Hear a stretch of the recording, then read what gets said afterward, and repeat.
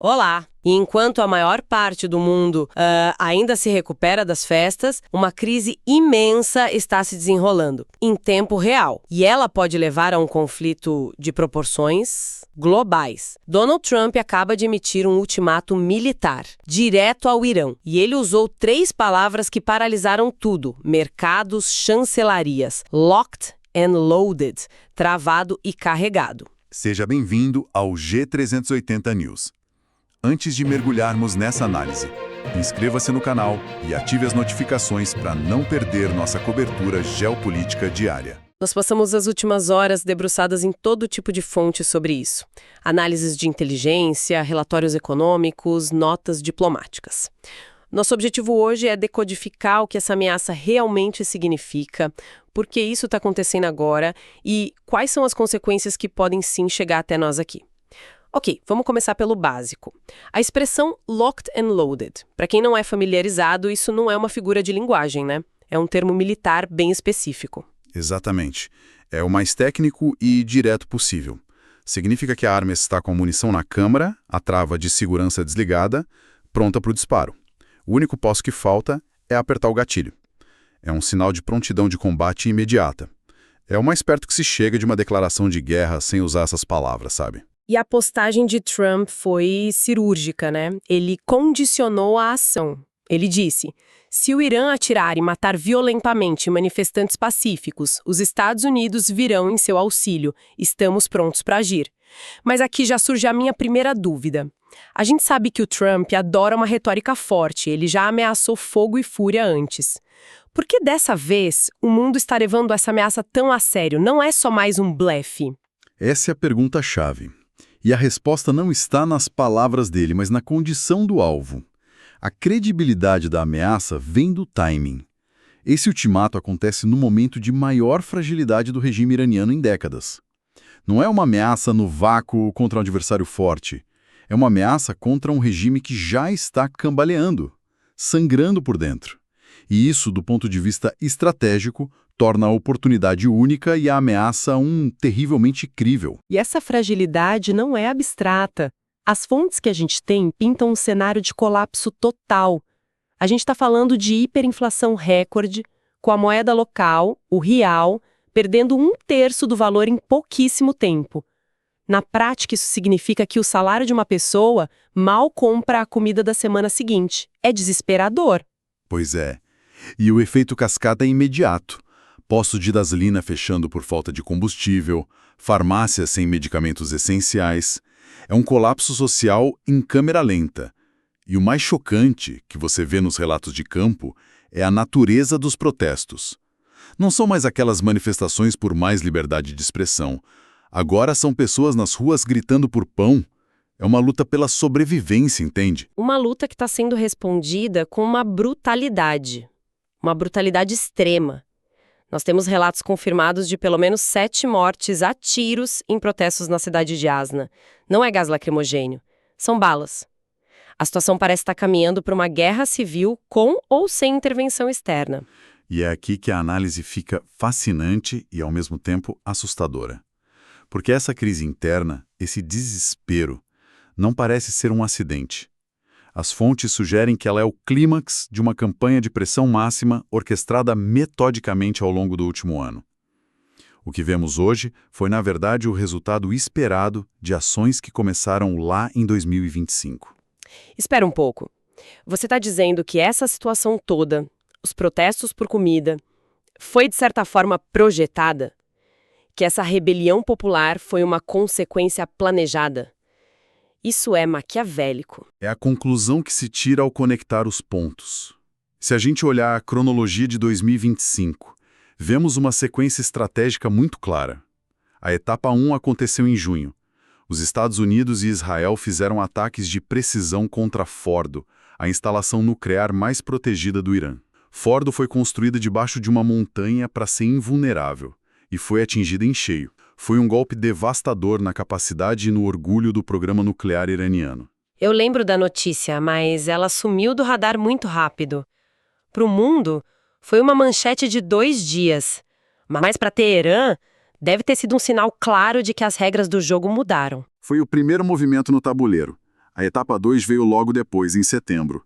Usando o ataque a Fordo como justificativa, os Estados Unidos e Israel pressionaram a ONU a reimplementar sanções econômicas severíssimas. O objetivo era cortar o oxigênio financeiro do regime. E o resultado? Foi imediato. O real entrou em colapso, a inflação explodiu e as prateleiras começaram a esvaziar. O que nos leva diretamente à etapa 3, que é o que estamos vendo agora, a rebelião popular. Com a economia em frangalhos, era só uma questão de tempo. Exatamente. E agora, em janeiro de 2026, chegamos à etapa 4. O ultimato locked and loaded. Trump não se posiciona como um agressor, mas como um libertador. Ele usa a repressão do regime como justificativa moral para intervir. É a peça final de uma estratégia fria. Primeiro, quebrar a capacidade militar. Segundo, a economia. Terceiro, esperar o caos. E quarto, intervir como salvador. Por uma jogada de poder. A verdade, olha, provavelmente está em algum lugar no meio. Mas vamos analisar o cálculo estratégico primeiro. O ano de 2026 é um ano de eleições de meio de mandato nos Estados Unidos. São cruciais. Uma vitória militar rápida e decisiva contra um adversário histórico como o Irã é um trunfo político gigantesco. Fortalece a imagem do presidente, é um cálculo político clássico. E claro, sempre que se fala em Oriente Médio, a palavra petróleo aparece. O Irã controla o Estreito de Hormuz. E esse é o fator geopolítico permanente. Cerca de 20% de todo o petróleo consumido no planeta passa por aquele gargalo. Mas aqui tem uma nuance importante. Porque eu ia justamente perguntar isso.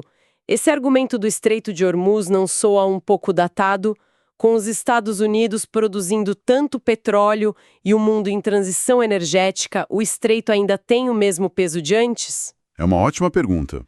E a resposta é que o peso mudou, mas não desapareceu. Hoje, talvez não seja tanto sobre o volume de petróleo para os Estados Unidos, mas sobre a capacidade de usar o Estreito como uma arma econômica global. A simples ameaça de fechá-lo pode levar o preço do barril a $200 em dias e jogar o mundo em recessão. Neutralizar um adversário que tem esse poder de gerar pânico global continua sendo um objetivo de primeira ordem.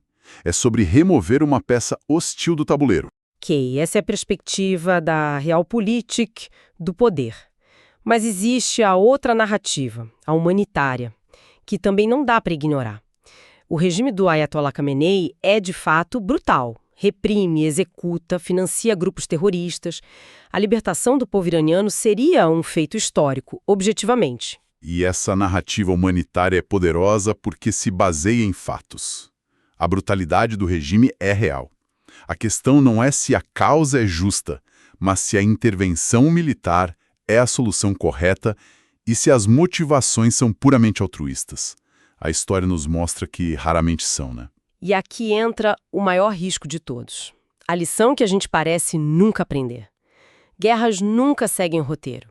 O Oriente Médio é um barril de pólvora. Uma faísca pode gerar uma explosão que ninguém controla.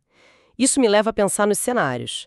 Se o gatilho for apertado, o que acontece? Vamos desenhar os cenários do mais contido ao mais catastrófico.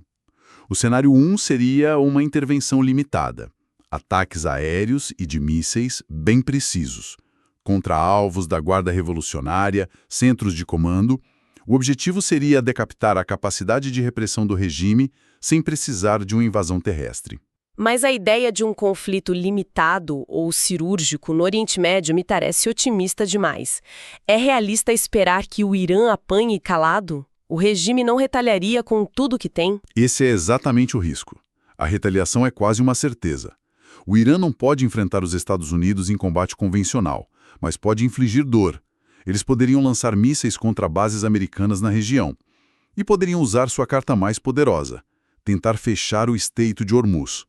Um bloqueio, mesmo que temporário, causaria o caos econômico global que eu mencionei.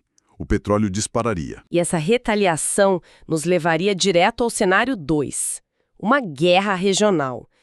O Irã passou décadas construindo uma rede de milícias proxy por todo o Oriente Médio. Exatamente. Se o regime em Teherã se sentir ameaçado de extinção, ele pode ativar todos esses grupos. O Hezbollah no Líbano poderia atacar Israel, os Houthis no Iêmen poderiam intensificar ataques no Mar Vermelho, o conflito não estaria mais contido no Irã. Seria uma conflagração geral. Mas esses grupos são realmente tão leais assim? Ou eles têm suas próprias agendas?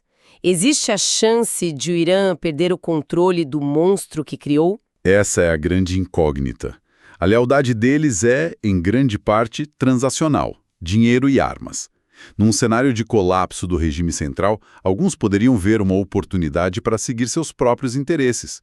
Poderia virar um caos completo. Isso nos leva, infelizmente, ao cenário mais sombrio, o cenário 3, a escalada nuclear. Oficialmente, o Irã não tem a bomba, mas as fontes de inteligência dizem que eles têm o conhecimento e o material para construir uma em pouco tempo. E um regime acuado, lutando pela sobrevivência, com as costas contra a parede, é o ator mais perigoso que existe. A busca desesperada por uma arma nuclear como apólice de seguro de vida se torna uma possibilidade real e aterrorizante. Nossa, é um cenário que gela a espinha só de pensar. E, embora tudo isso pareça muito longe, as consequências chegariam aqui no Brasil de forma muito rápida e muito direta. Chegaria de forma avassaladora. O primeiro impacto mais imediato seria econômico.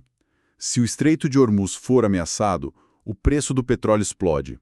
Isso se traduz no dia seguinte em aumento da gasolina, do diesel, e como tudo no Brasil é transportado por caminhões, o frete dispara, o que encarece a comida no supermercado, os produtos na loja. A inflação sairia de controle. Fora o impacto no bolso, teria o pânico nos mercados financeiros. O Brasil é visto como um mercado de risco. Com certeza. Em momentos de instabilidade, o dinheiro foge para a segurança do dólar. Veríamos uma fuga de capitais, o dólar disparando. Para as empresas endividadas em moeda estrangeira seria um desastre. Seria a tempestade perfeita. Inflação alta, dólar caro e crescimento baixo. E ainda tem a dimensão diplomática. O Brasil mantém relações com o Irã. Numa crise dessa, a pressão para escolher um lado seria imensa. O Itamaraty ficaria numa posição impossível. É um dilema sem solução fácil. Qualquer escolha teria custos políticos e econômicos. Essa crise não aconteceria lá longe. Suas ondas de choque atingiriam a costa brasileira com força total. Então, para recapitular, temos um ultimato militar de Donald Trump, que, dado o contexto, é extremamente crível. Ele acontece no exato momento em que o regime iraniano enfrenta sua maior crise em décadas. Uma vulnerabilidade que, ao que tudo indica, foi estrategicamente construída. O mundo agora prende a respiração. E é crucial entender que não chegamos aqui por acidente. Esta crise parece ser o clímax de uma estratégia meticulosa. As próximas horas serão decisivas. Elas vão definir se 2026 entrará para a história como o ano da libertação do povo iraniano ou como o início de um conflito devastador. O que deixa uma última reflexão no ar. Todas as fontes analisam o antes e o durante, mas poucas se arriscam a falar do depois. E essa é a questão mais importante. Se o regime realmente cair, quem preenche o vácuo de poder? A história recente do Iraque e da Líbia nos ensina uma lição dolorosa. O vácuo pode ser muito pior que a tirania. A pergunta que fica é: o que vem depois? A liberdade prometida ou um caos ainda maior? Obrigado por acompanhar o G380 News. Deixe seu comentário abaixo com sua visão sobre esse tema e compartilhe este vídeo com quem busca informação de qualidade. Até a próxima!